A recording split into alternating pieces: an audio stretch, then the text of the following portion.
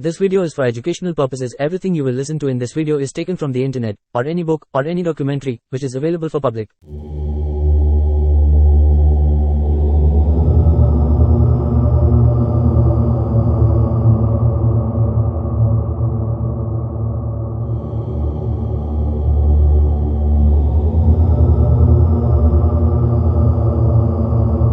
दोस्तों, कहते हैं राजस्थान एक ऐसी जगह है जिसके हर हिस्से में कोई ना कोई कहानी या राज दफन है।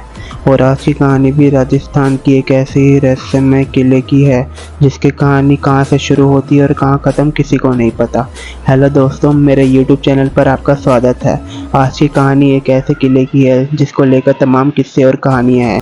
और जब भी इंडिया की सबसे हॉन्टेड और कर्स जगह की बात होती है तो इस किले का नाम सबसे पहले आता है।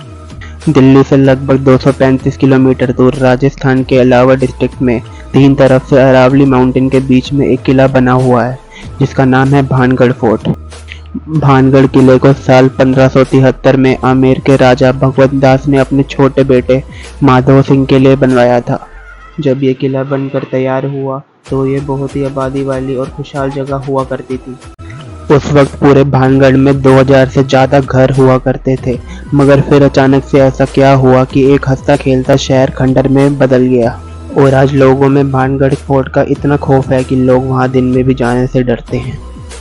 भारतीय पुरातत्व विभाग, जो कि इस किले की देखरेख करता है, उसने एक बोर्ड पर साफ साफ लिख रखा है, सनराइज होने से पहले और सनसेट होने के बाद किसी भी इंसान को इस किले में जाना सख्त मना है।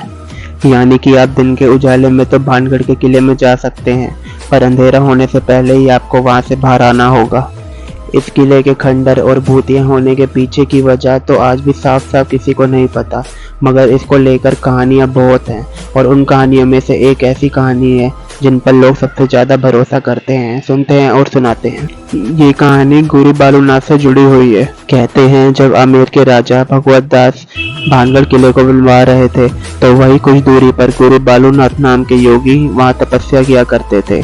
जब उन्हें पता चला कि आमेर के राजा यहाँ पर भव्य किला बनवा रहे हैं तो उन्होंने राजा के पास एक पैगाम भिजवाया और उन्हें अपने पास बुलवाया। जब भगवत दास गुरु बालूनाथ के पास पहुंचे तो उन्होंने राजा से कहा कि आप जिस किले को बनवा रहे हैं उससे मुझे कोई आपत्ति नहीं है, मगर एक बात का ध्यान रखना कि इस किले की ऊंचाई इतनी मत रख देना कि इसकी परछाई दिन के किसी भी वक्त जहां मैं तपस्या करता हूं वहां तक पहुंचे और मुझे छुए। उन दिनों जितने भी साधु संत और महात्मा हुआ करते थे सभी बहुत सिद्ध हुआ करते थे और सभी का बहुत आदर किया जाता था और उनको कहीं किसी भी बात को हल्के में नहीं लिया जाता था।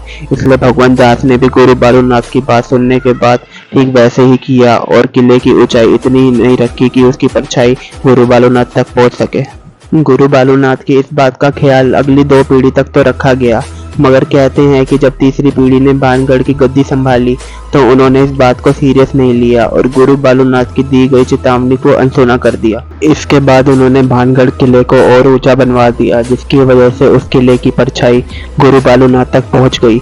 जब भानगढ़ किले की परछाई ने गुरु बालूनाथ को छुआ तो उन्हें बहुत गुस्सा आया और इस वक्त उन्होंने भानगढ़ को श्राप दिया कि भानगढ़ तबाह हो जाएगा। कहते हैं गुरु बालूनाथ के इस श्राप के बाद भानगढ़ पर मुसीबत टूटी और वह तबाह हो गया। अगर आपको ये वीडियो पसंद आई हो तो इसको लाइक, सब्सक्राइब और शेयर करना ना भूलें। धन्यवाद।